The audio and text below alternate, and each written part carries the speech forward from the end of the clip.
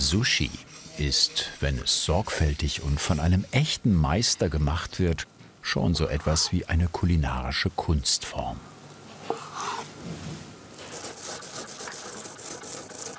In jedem Fall ist es ein Teil der japanischen Identität und ein Handwerk, das, um es wirklich zu beherrschen, geduldig gelernt sein will.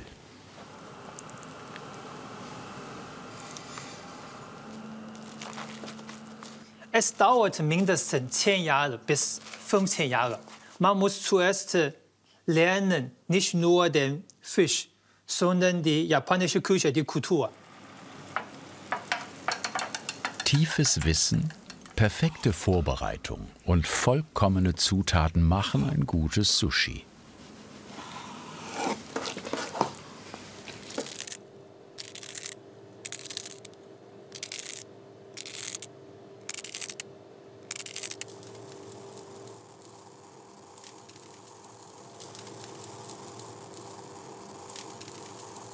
Das Herz von der Sushi ist der Sushi-Reis.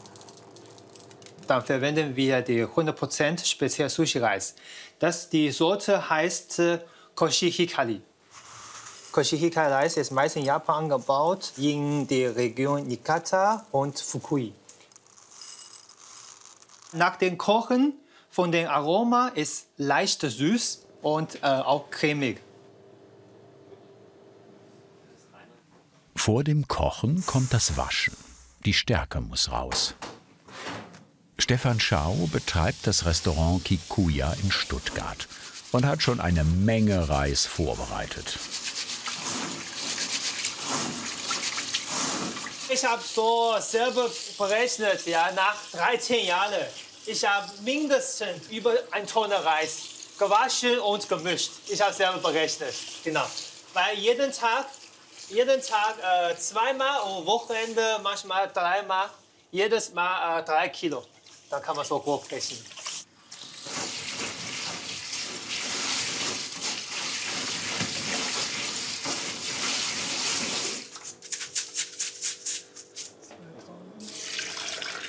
Gekocht wird im Reiskocher. Eine Fingerkuppe Wasser über dem Reis ist perfekt.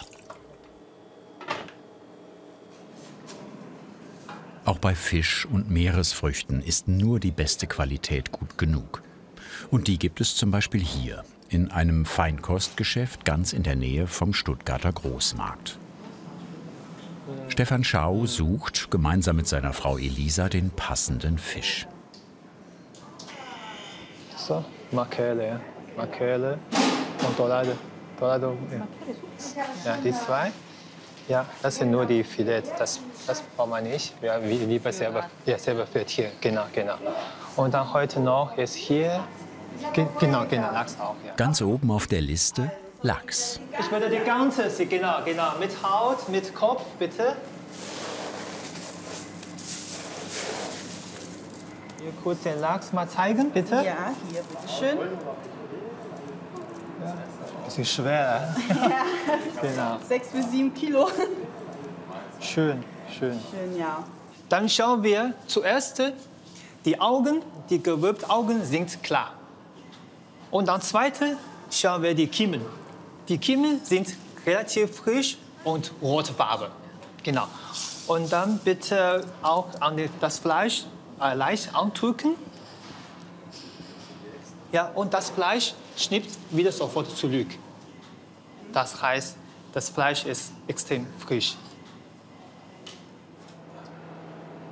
Wenn der Reis fertig ist, kommt er in diesen Holzbottich, den Hangiri.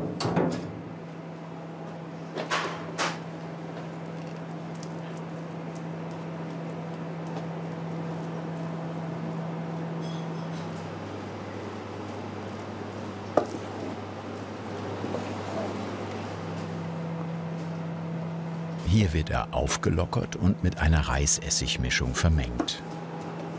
Jeder Sushi-Meister schwört dabei auf eine eigene Rezeptur. Die Mischung bestimmt zusammen mit der ausgesuchten Reissorte später den einzigartigen feinen Geschmack des Sushis.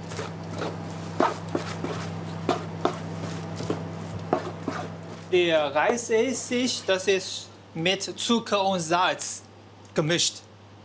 Ja, mit einer bestimmten Verhältnis. Genau. Und heute kann ich auch einen kleinen Tipp geben, als einen Geheimtipp. So, Reisessig, Zucker und Salz im Verhältnis des 4:3:1. Nach der Prozedur sollte der Finger locker durch den Reis gleiten.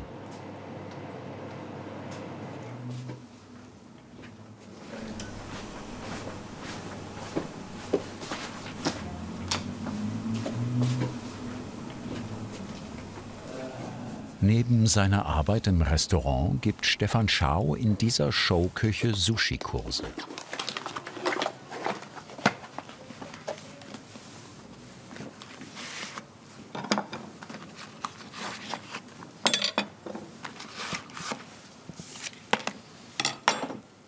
Das Wissen und Können, das er in seiner 10-jährigen Ausbildung gelernt hat, gibt er gerne weiter. Mittlerweile geht es in Japan auch kürzer, aber Stefan Schau hat den klassischen langen Weg zum Sushi-Meister beschritten.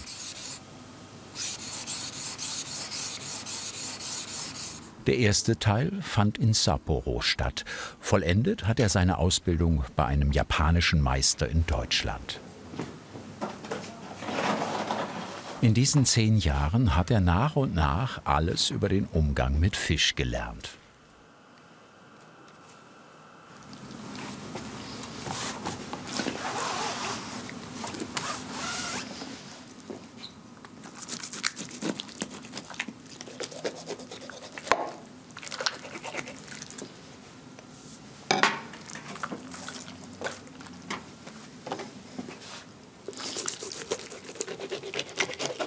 In der Ausbildung normalerweise, das gibt es verschiedene Phasen oder Stufen, wie man sagen.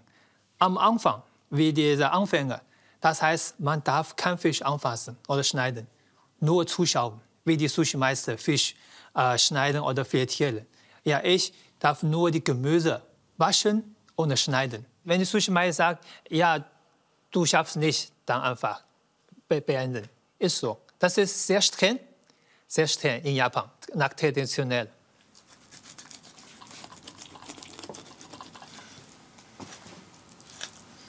Muss es denn unbedingt ein Feinkostfisch sein? Reicht nicht auch einer aus dem Supermarkt? Nein, das geht nicht. Wenn in der Supermarkt der Lachs, die Qualität ist nur zum Kochen oder zum Braten, kann man nie roh verzehren, weil das Filet ist keine Sashimi-Qualität. Wenn wir den Fisch roh essen, muss man mit Sashimi-Qualität kaufen. Sashimi-Qualität bedeutet frisch und sicher. Nach der europäischen Richtlinie muss man das Fleisch des Fisches nach dem Filetieren erstmal einfrieren unter minus 20 Grad für mindestens 24 Stunden. Damit kann man die Parasiten in den Fisch komplett ganz abtöten.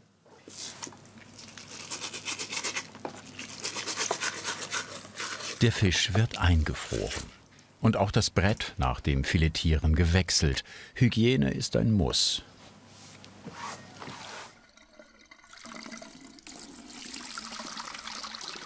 In Sachen Geschmack ticken Ost und West ein wenig anders.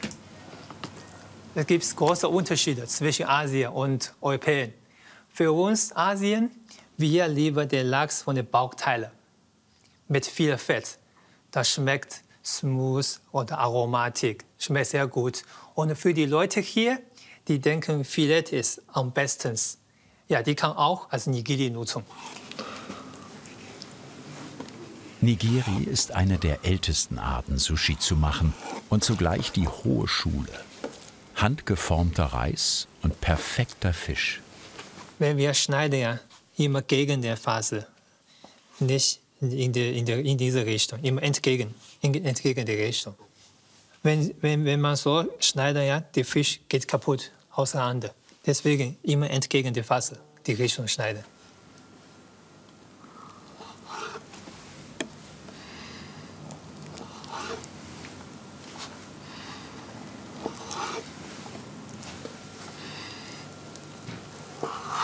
Reis und Fisch. Dazu, je nach Kombination, Zutaten, die beides vervollkommnen.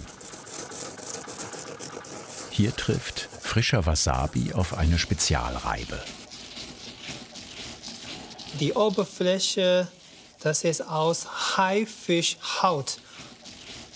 Von dem Geschmack aus dem frischen Wasabi ist natürlich erfrischend und auch pflanzliche, genau, und die Schärfe hält nicht so lange. Frischer Wasabi ist allerdings schwer zu finden. Ich empfehle immer bei dem asiatischen Supermarkt oder japanischen Feinkost-Supermarkt den Wasabi-Pulver selber kaufen. Ja, nie Pasta. Wasabi-Pasta schmeckt gar nicht. Ja, lieber Wasabi-Pulver kaufen, dann zu Hause mit kaltes Wasser. Kein warmes Wasser. Wenn man mit warmes Wasser rühren, alle Aroma war weg. Jetzt ist alles bereit für das erste Sushi.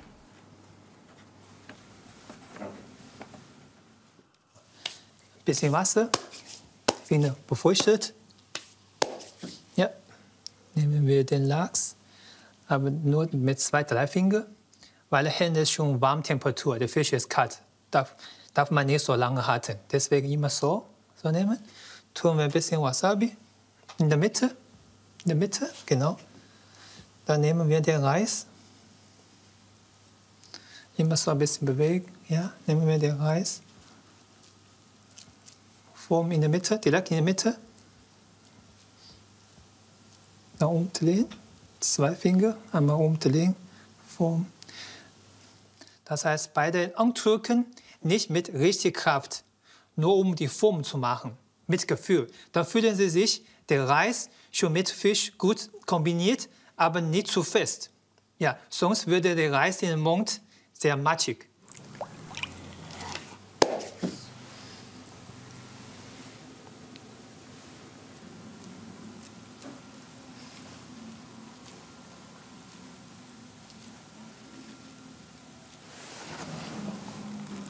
Auch ein wichtiger Punkt ist die Temperatur. Viele Leute denken, Sushi ist kaltes Essen. Ja, natürlich. Aber das Fisch sollte nicht eiskalt sein. Und ideal ist, der Sushi-Reis sollte lauwarm sein.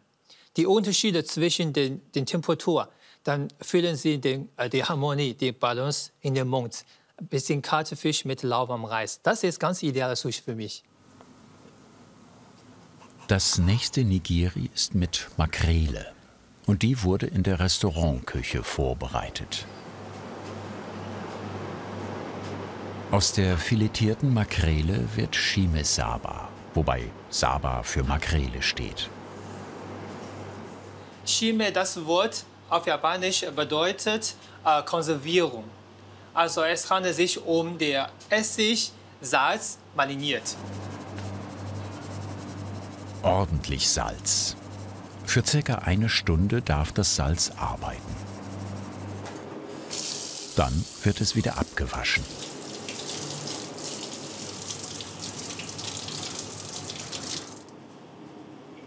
Das sieht man die Farbe, das Fleisch verändert sich. Wie in Salz, ein bisschen gekocht. Auch im Essig liegt die Makrele etwa 1 Stunde.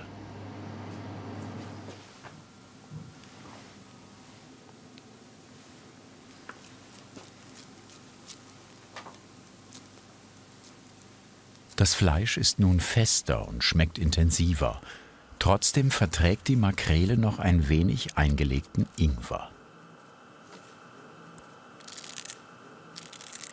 Auch die Dorade mag ordentlich Salz und freut sich über eine Sonderbehandlung.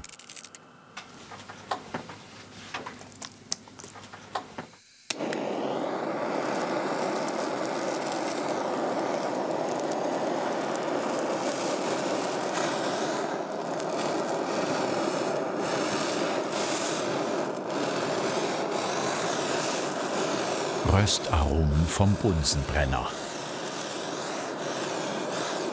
Abkühlung im Eiswasser.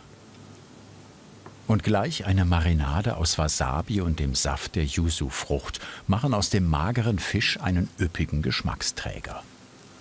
die Dorade. Der Weißfisch von dem eigenen Geschmack ist ein bisschen flach. Dann die Wasabi-Yuzu-Dressing ist von dem Chef, von der Wasabi und auch erfrischend säuerlicher Geschmack von der Yuzu. Yuzu ist japanische Zitrusgewächse. Zeit für einen weiteren Klassiker. Für den braucht es Nori, die gerösteten Algenblätter. Ja, genau. Die Nori-Algenblätter, die hat zwei Seiten. Eine Seite ist rau, grob, eine Seite ist wie glänzend. Wenn wir den Maki machen, immer die raue Seite nach oben, weil nach der Rolle ist die schöne Seite nach außen zu präsentieren. Und Nori, dann gibt es auch verschiedene Stufen. Die gibt es grüne Label, Silber Label und Gold Label. Gold Label ist dünn, sehr dünn und sehr zäh. Normalerweise ist es für die Profi. Dann ich vorschlage die Leute, wenn man zu Hause selber Sushi machen, lieber die grüne oder Silber. Das ist einfach zu rollen. Ich befeuchte meine Finger, meine Hände, nicht zu viel Wasser, bisschen, ja, bisschen verteilen. Dann nehmen wir den Sushi-Reis.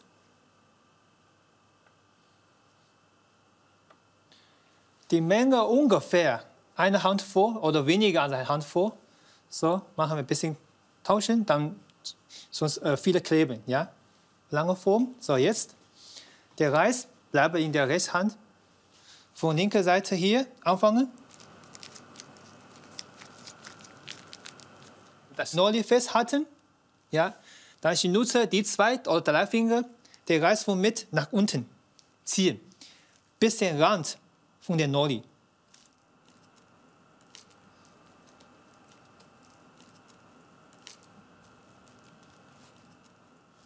So, jetzt nutze ich die 4 Finger, den Reis von Mitte nach oben schieben.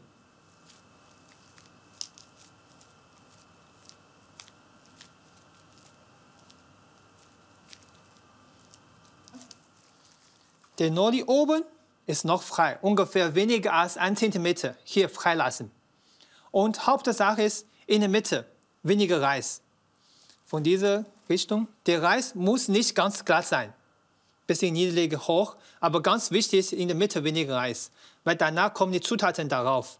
So, jetzt nehmen wir den Gurke in der Mitte. Ja. Und legen wir den Nori, die Algenblätter, ein bisschen unter. Ungefähr 1 cm Abstand lassen. So, jetzt Finger auf den Zutaten. Dann Finger nach innen ein bisschen drücken, ohne richtige Kraft. Jetzt erstmal aufmachen. Hier darf keiner Reis sein, weil nach dem zweiten Rollen das Nori mit Nori binden. So, jetzt Finger noch hier weiter. Halten, Daumen drücken. Wir machen die Maki viereckig vor. Dann bleiben wir die Finger so.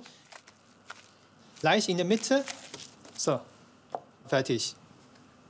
Die Bambusmatte zum Rollen ist mit Frischhaltefolie umhüllt. So bleibt nichts kleben und hygienischer ist es auch. Maki mit nur einer Zutat heißt übrigens Hossomaki. Und der geht auch mit Thunfisch.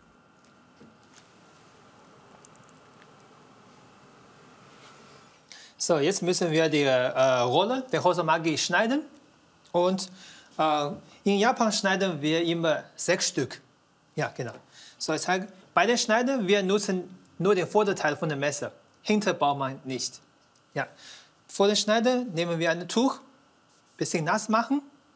Ja, aber nicht zu viel Wasser, wie gesagt. Ja.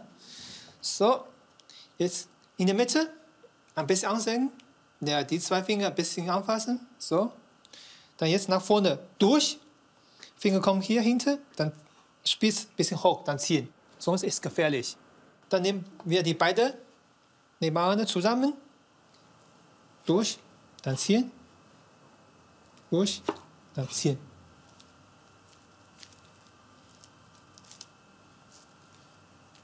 Nehmen wir zusammen auf den Teller in der Mitte. Die Zutaten ist ganz in der Mitte und der Reis gut verteilt rundherum. Nach dem Schneiden sehen Sie noch den Körnchen von dem Reis. Der Reis in der Maki ist nicht alle zusammengeklebt. Dann können Sie in den Mund eine gute Balance fühlen, der Reis mit Zutaten zusammen. Neben Fisch und Meeresfrüchten ist zunehmend vegetarisches Sushi gefragt. Dabei spielt oft das japanische Omelett eine Hauptrolle.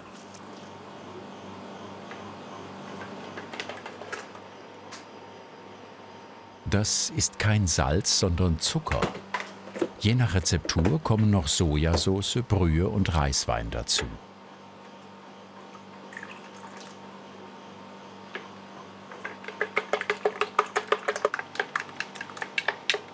Ganz wichtig, die richtige Hitze.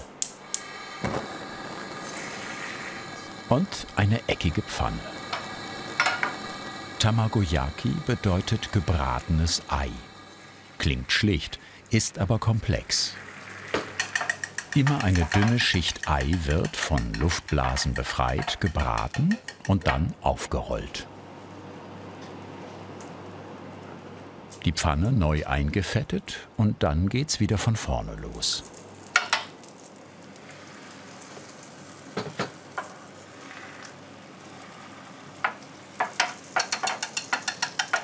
So entsteht nach und nach ein fluffiges, überaus saftiges Omelett.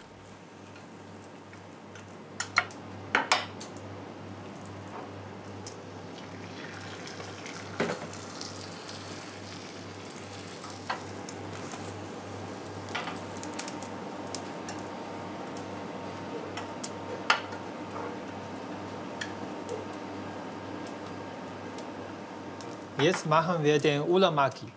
Uramaki heißt auch Inside-Out-Rolle. Das bedeutet Reis außen. Und wir nehmen den Nori trotzdem die raue Seite nach oben. Das gleiche wie der Hosomaki. Ja? Wir tun die Nori so. Dann wie vorher ein bisschen Wasser in die Hand. Und jetzt nehmen wir den Reis mehr als der Hosomaki. So, drücken. So. Das gleiche, die Finger, die zwei Finger Nori festhalten, die Reis nach unten von der Mitte ziehen. Aber über der Nori-Platte. Oben ein bisschen freilassen. Und jetzt die Maki umdrehen. Ja. Reis ungefähr 1 cm oder weniger 1 cm über der Nori-Kante. So, jetzt nehmen wir den Gurke in der Mitte. Nehmen wir die Omelette. Eine Scheibe schneiden. So, noch durch. Noch halbiert.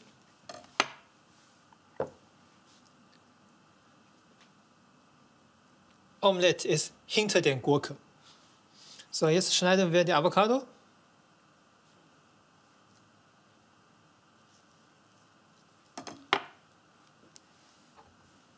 Schale wegmachen.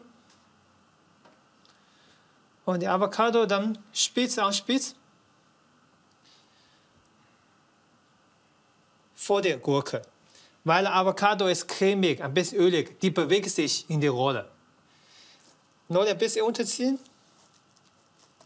Wie die kleine Rolle ungefähr 1 cm Abstand lassen unten, ja? So, Finger auf alle Zutaten. Daumen hinterdrücken, beim Rollen.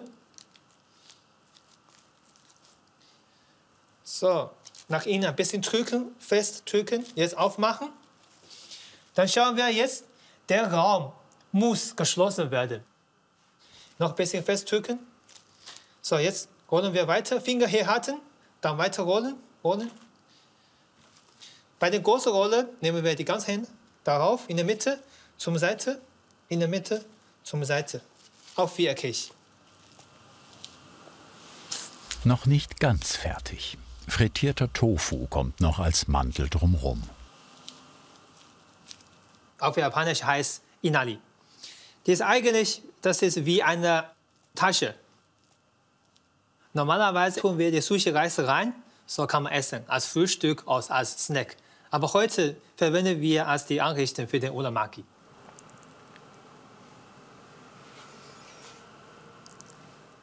Wir machen selber im Restaurant. Für den normalen Kundenhaushalt kann man im asiatischen Supermarkt kaufen. Nehmen wir die Rolle. Hier. Von oben.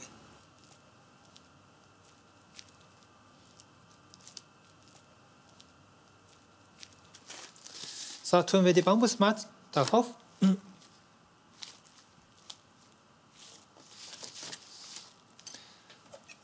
Und Uramaki schneiden wir immer 8 Stück. Das heißt Mitte, Mitte, Mitte. Dann bekommen wir automatisch 8 Stück.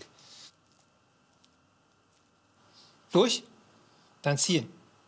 Dann nehmen wir die 2 Rollen zusammen. Ja, in der Mitte. Durch, ziehen. Durch, ziehen. So, jetzt kommt ein kleiner Trick. Das Seitenstück sieht nicht so schön aus. Dann müssen wir die 2 Rollen nach der anderen Seite gehen. Keine Verschwendung. Wir nutzen alles. Ein bisschen schräg. So in eine Richtung. So. Aber nebeneinander.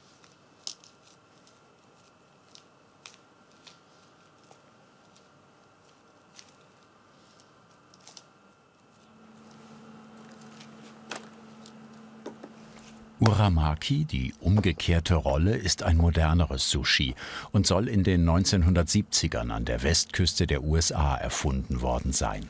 Deshalb auch der Zweitname California Roll. Der Fantasie sind praktisch keine Grenzen gesetzt. Japanische Mayonnaise trifft auf Garnelen und Avocado.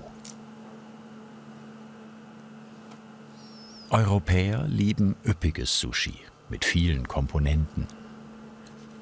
Für Stefan Schau ist wichtig, dass die Kombination der Zutaten trotzdem harmoniert und eine gewisse Finesse gewahrt bleibt.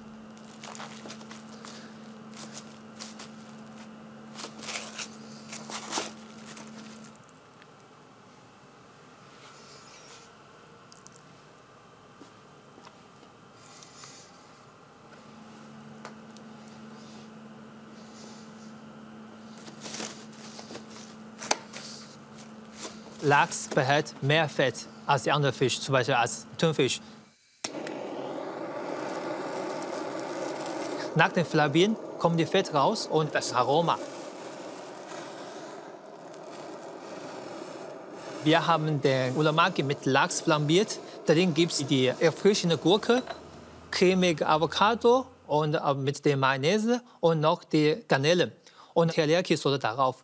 Die Kombination in den Mund braucht man keine Wasabi, keine Ingwer. Dann fühlen Sie die Naturgeschmack.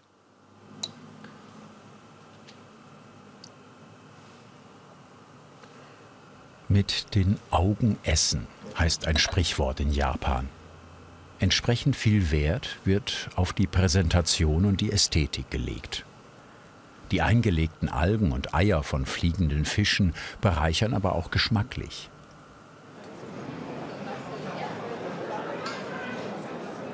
In seinem Restaurant in der Stuttgarter Innenstadt steht Stefan Schau jeden Tag hinter seiner Sushi-Theke. Und jeden Tag versucht er, das perfekte Sushi zu machen. Man muss nicht alles immer neu machen. Wir bleiben auf einer Basis für den Geschmack. Auf dieser Basis versuchen wir etwas neue Sachen hinzufügen. Wie kann man das verbessern? Und ein bisschen Kreativität machen. So, hallo, guten Tag. Hier ist eine gemischte Sushi-Teller mit Nigiri, Maki und Uramakis. Guten Appetit, bitteschön. Ja. Guten Appetit. Im Idealfall macht Sushi aus wenigen Zutaten feine Kleinigkeiten mit großer geschmacklicher Tiefe. Aber vor allem macht gutes Sushi eines: ein bisschen glücklicher. Hat dir diese Handwerkskunst gefallen? Dann schreib uns deine Meinung zum Film in die Kommentare. Und nicht vergessen, Kanal abonnieren.